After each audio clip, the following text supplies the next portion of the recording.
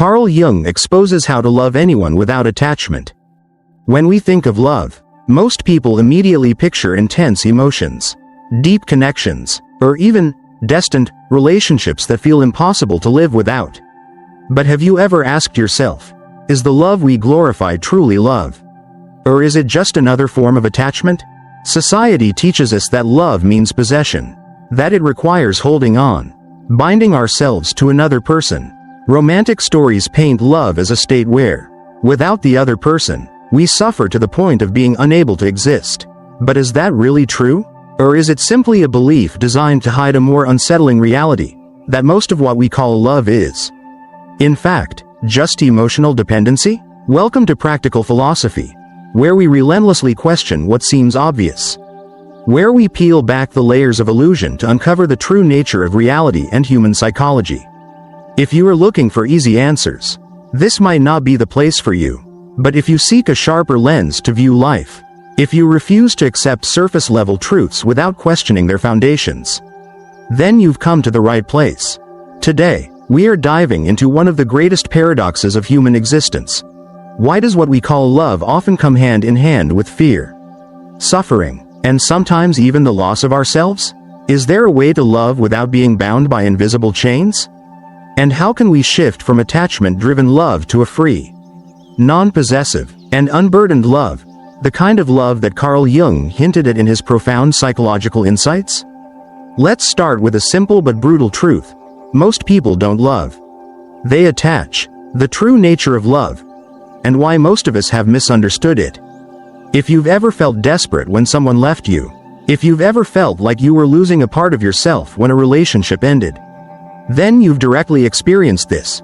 You weren't loving, you were depending on their presence to feel worthy. People don't just fear losing others, they fear losing the part of themselves that they have placed in that person. This is why separation feels so painful. It's not just about losing someone, it's about losing the image of ourselves that we had built within that relationship. But if this is truly love, why does it come with suffering? Carl Jung pointed out that most of what we call love is actually the projection of our unhealed parts onto another person. When we love someone, we don't just love who they are, we love how they make us feel. We love the way they make us feel wanted, validated, and protected. And when they leave, we don't just lose them, we lose those feelings too. This is the difference between attachment and love. Attachment is when you love someone because they fill an emptiness inside you. Love is when you love someone without needing them to complete you. But how do we reach that state? How can we love without attachment? How to love without attachment? Loving without attachment does not mean loving less, nor does it mean becoming cold or indifferent. It means loving freely, without trying to possess, without trying to control, without fearing loss. Imagine standing by the ocean with your hands open, letting the waves flow through your fingers. When your hands are relaxed, the water naturally moves in and out, embracing the moment. But if you try to clench your fists and hold onto the water, it escapes faster. Love is the same. It is not something to keep, it is something to experience. So, how do we truly love without falling into the cycle of attachment? 1. Ask yourself, do you love them? Or do you love how they make you feel? Most people don't love their partner. They love the validation their partner provides. They love the way their partner makes them feel special, important, loved. But if you need someone to feel worthy, that is not love, that is dependency. 2. Learn to sit with your own emptiness. The fear of losing someone often comes from the feeling that, without them, we will be empty, lonely, or incomplete. But if you can sit with yourself, in silence, without distractions, and still feel at peace, that is a sign of true inner stability. 3. Let go of the need for control. Many people believe that loving someone means controlling them, believing that, if they love me, they will never leave. But love is not a contract. It cannot be imprisoned. The more you try to hold on, the further it drifts away. 4. Love from a place of wholeness, not lack. If you enter a relationship expecting someone to complete you are placing an unbearable burden on them. No one can fill the void inside you except for yourself. Love from fullness, not from scarcity. Real love is not dependency, it is freedom. Most painful relationships do not suffer from a lack of love, they suffer from an excess of fear. fear of losing the other person, fear of being abandoned, fear of not being loved in return. But once you understand that love is not possession, not control, not a guaranteed path to happiness, you will feel lighter. Loving without attachment means choosing to love someone without needing to hold on to them. It means trusting that whether they stay or go, you will remain whole. And only then does love truly exist, not because it is forced, but because it is free. The paradox of love: the more you hold on, the more it slips away. There is a cruel irony in love: the more you try to hold on, the more likely you are to lose it. But when you are free, when you are secure enough not to control love, it stays with you naturally. Why? Because human beings have been conditioned to believe that love must be permanent to be real. Fairy tales, romantic movies, and even heartbreaking songs reinforce the idea that if love is real, it must last forever. We grow up with an unconscious expectation that love must be preserved at all costs, even when it causes suffering. That is why most people don't actually love, they just try to keep. They turn love into a form of control, where the other person is no longer a separate individual, but an extension of themselves. And when the relationship starts to break, instead of accepting change as a natural part of life, they react with panic. But loving without attachment does not mean loving less or becoming indifferent. It means loving in a way that allows both people to remain free, to love without imposing, without controlling, without forcing the other person into a role that only reflects their own fears. So how do we start this journey? Love is not a contract, nor is it a guarantee. One of the biggest mistakes people make in love is thinking that love can be possessed or secured like a contract. But real love does not work that way. You cannot love someone with the expectation that if you love them enough, they will never leave. You cannot love someone as a defense mechanism against loneliness. Love is not something you can lock in a safe and be assured that it will never disappear. On the contrary, love is a flowing river. The tighter you hold, the more it escapes. Imagine standing on a beach, holding out your hands to catch sand. If your hands are relaxed, the sand remains gently in your palm. But if you clench your fists, the sand will start slipping away. Love is the same. The more you try to control it, the more you fear losing it. The more you create the very energy that pushes it away. But if you are strong within yourself, if you love without needing to possess, you will find that love stays, not because it is forced, but because it is free, transforming fear into acceptance. So how do you love without attachment? The first step is to face your own fears. People don't cling to love because they love their partner too much. They cling because their fear is too great. They fear abandonment. They fear loneliness. They fear that without the other person, they will lose their own worth. But if your love is rooted in fear, is it really love, or is it just a defense mechanism to avoid confronting the emptiness within yourself? Carl Jung once said, "Until you make the unconscious conscious, it will direct your life and you will call it fate." What does this mean? It means that if you are unaware of your deep-seated fears, they will control how you love. You will seek love not to share, but to feel validated. You will feel anxious when your partner doesn't reply immediately. You will worry when they seem distant. You will constantly try to keep them close, even if it exhausts you. But let's try a different approach. Instead of seeing love as a way to escape your emptiness, see it as an opportunity to grow. If someone leaves you, instead of asking, "Why don't they love me anymore?" ask yourself, "Why do I feel insecure when they are gone?" If you feel lost when someone no longer loves you, instead of desperately holding on, ask, "What does this reveal about my fears?" Because the truth is, no one can make you feel lost, unless you placed too much of yourself in them to begin with. From attachment to loving freely. When you start seeing love this way, you will experience a profound transformation. You will realize that love is not something you need to secure, it is an experience to be enjoyed. You will love not because you need someone to fill your emptiness, but because you genuinely want to share your life with them, without fear. You will stop seeing love as an investment that must yield returns. Instead, you will embrace love as a flowing experience that does not need to be controlled. And most importantly, you will no longer place your happiness in someone else's hands. Those who love without attachment don't love less, they love more fully. They do not love with the fear of loss, but with the confidence that no matter what happens, they will remain whole. This doesn't mean they don't feel heartache when a relationship ends, but they don't see someone's departure as the end of themselves. And that is the secret to truly free love. Real love begins when you stop trying to control it. To love without attachment, the key is not to find the perfect person, nor is it to ensure your relationship lasts forever. The key is to change the way you see love, from within. Love like watching a flower bloom, not by plucking it to keep, but by letting it thrive in its own space. Love like watching a sunset, not by trying to hold onto it, but by simply enjoying its beauty in the moment. And when you can love this way, you will realize something. Love was never something you needed to hold onto. It was only something you needed to experience, fully, freely, completely, loving from wholeness, not lack. A profound paradox about love is that the happiest people in love are not those who love the most intensely, but those who love from a place of fullness, not from a place of lack. But wait, doesn't that sound contradictory? We are conditioned to believe that true love must come with deep longing, a feeling that we cannot live without the other person. Society romanticizes the idea of love as a journey to find our missing piece, where someone steps into our lives and fills every void inside us. But in reality, love born from emptiness never brings lasting happiness. Why?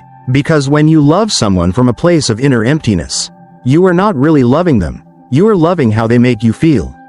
You love the validation they provide. You love the attention they give you. You love the idea that someone else is filling the spaces you have never been brave enough to face alone. But what happens when that person leaves? When they no longer make you feel the same excitement? When they change? When they no longer want to play the role of completing you? If you love from emptiness, you will feel like your whole world is collapsing.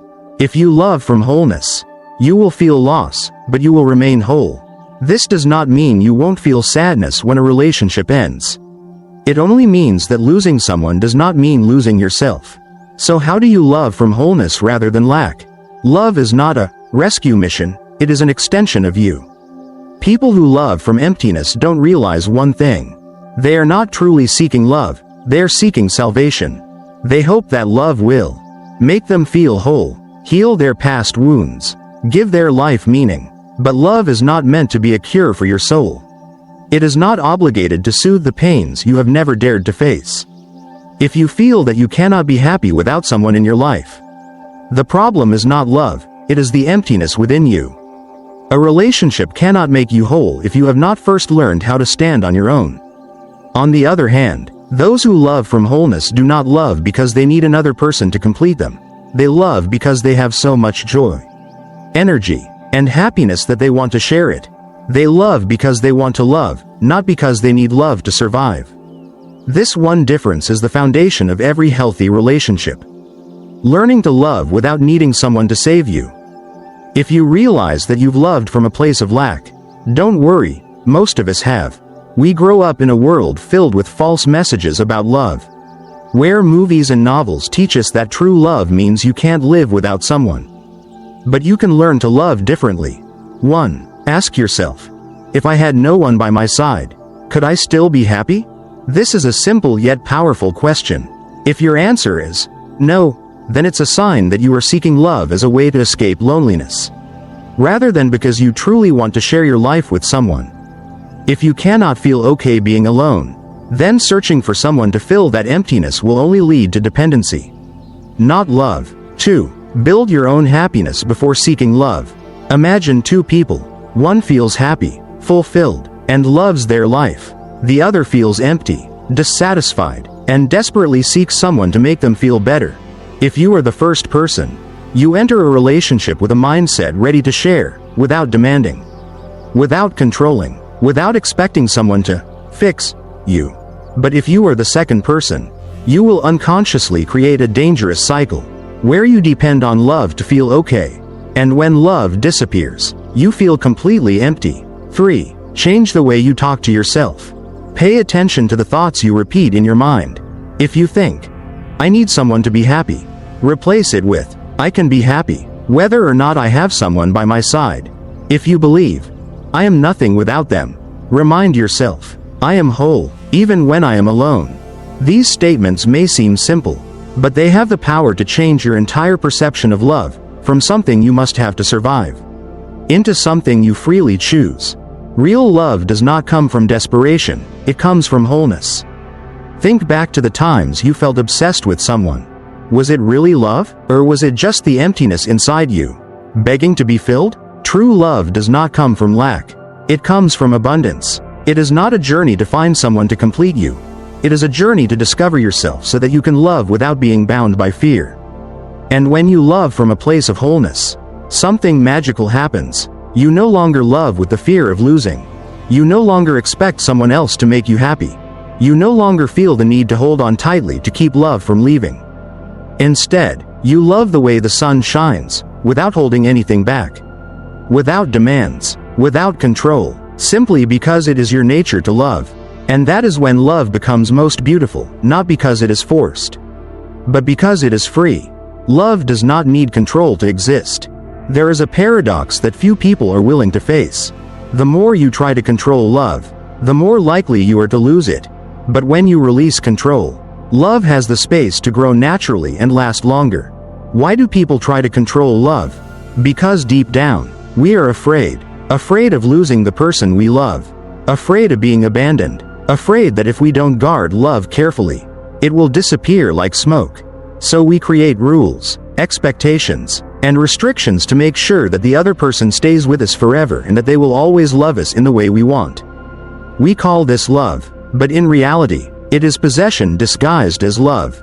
Control does not protect love, it suffocates it. Think about this. Have you ever loved someone so much that you wanted them to belong to you? To focus all their attention on you? To love you in exactly the way you expected? If the answer is yes, you are not alone. Most people, when they love, unconsciously create restrictions. They want to know where their partner is, what they are doing, what they are thinking. They feel insecure if their partner spends too much time with others or if they don't reply to texts immediately. They feel threatened if their partner has thoughts, desires, or independence that they cannot control. But ask yourself, if love only exists because of control, is it really love? A wind trapped inside a glass box loses its freedom.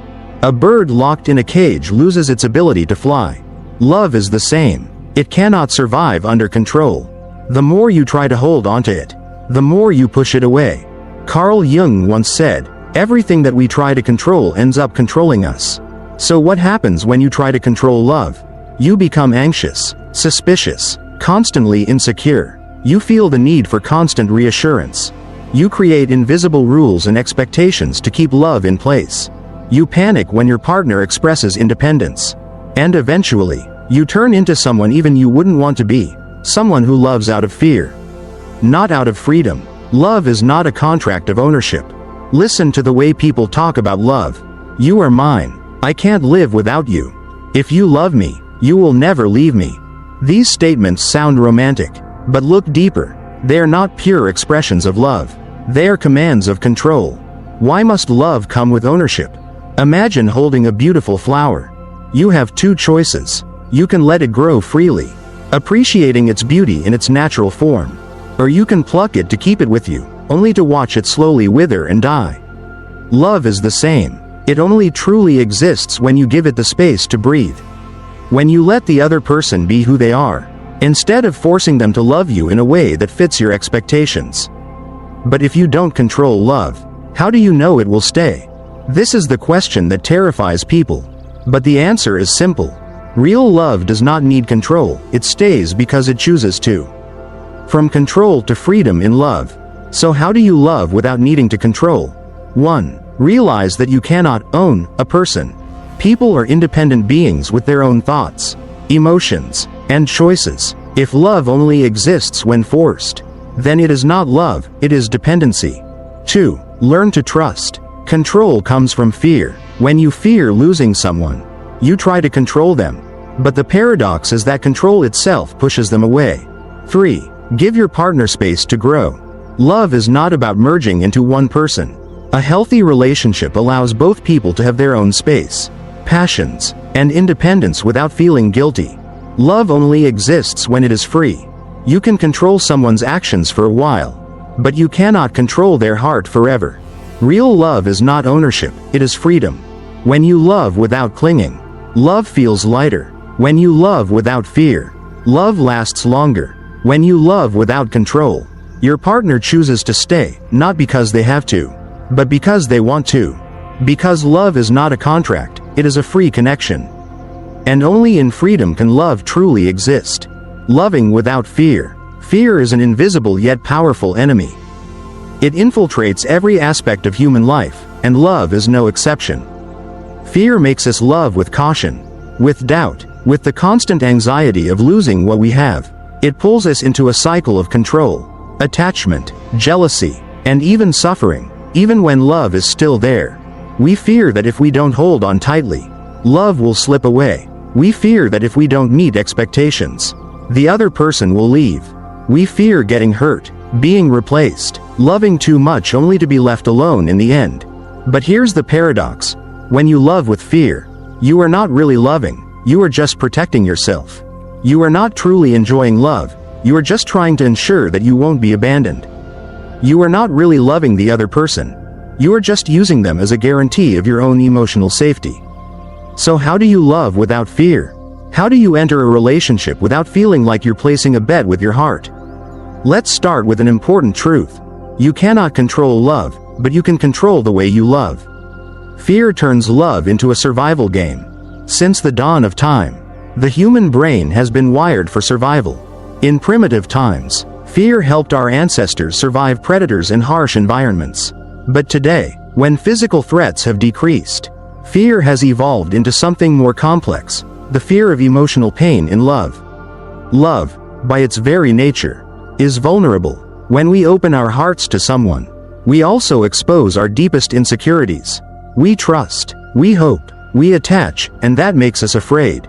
We fear that if we love too much, we will lose control. We fear that if we are not good enough, they will leave. We fear that if we don't hold on tightly, love will fade away. These fears turn love into a survival game, where instead of experiencing love, we focus on protecting ourselves from pain. But what does it really mean to love without fear? It means embracing the uncertainty of love without panic. It means loving without needing guarantees. It means being willing to love even when nothing promises it will last forever. Love doesn't need certainty, it needs courage. We are constantly searching for certainty in love. We want to know, will they love us forever? Will they never change? Will they never leave? But here's the harsh truth. Nothing in life is certain, including love. People change. Circumstances change. Feelings change. What is passionate love today could be a memory tomorrow. But does that mean we shouldn't love? No. It simply means we must learn to love without needing certainty. Loving without fear doesn't mean you are certain that love will last forever. It means you are willing to love even when you know it might end. It means you love not to keep, but to experience. It means you cherish every moment without trying to control or force love into a fixed path. And most importantly, it means knowing that even if love changes or fades, you will still be whole. Letting go of fear doesn't mean you are emotionless. It means you love more fully.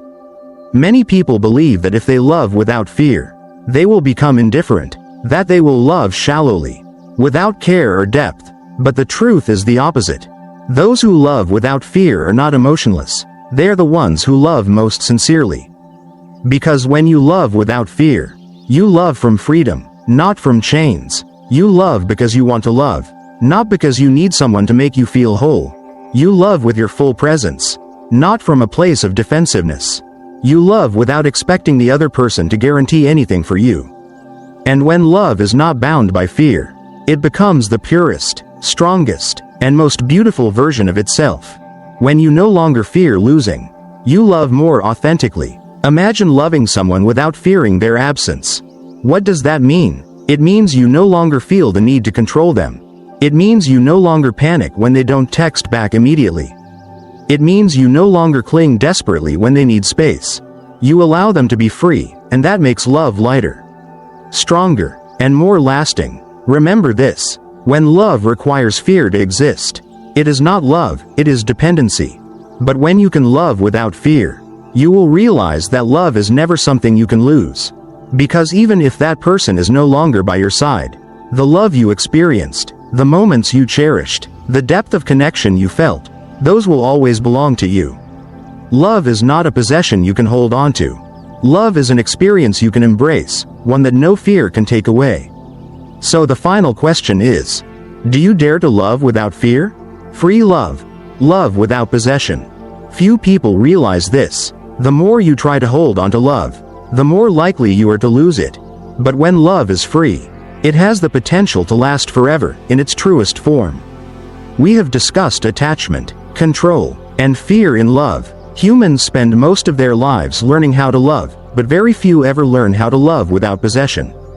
Why? Because we have been conditioned to believe that to love is to own. That someone belongs to us when they love us. We see this belief in movies, in songs, in books that romanticize possessiveness as proof of deep love. But is that truly love? Or is it simply emotional dependency? The desperate need to control something that was never meant to be controlled. The heart and free will of another person? Love is not a transaction, it is a gift. Most people enter relationships with an invisible contract. You must love me the way I want.